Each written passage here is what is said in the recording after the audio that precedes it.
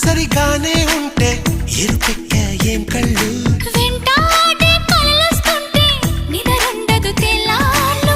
అయితే మరి నువ్వెప్పుడు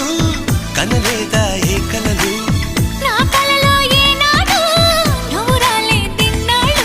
అదిగో ఆ మాటే నీ నోటే చెప్పించాలనుకున్నా దీన్ని లవ్ లవ్ పడిపోవడం అంటే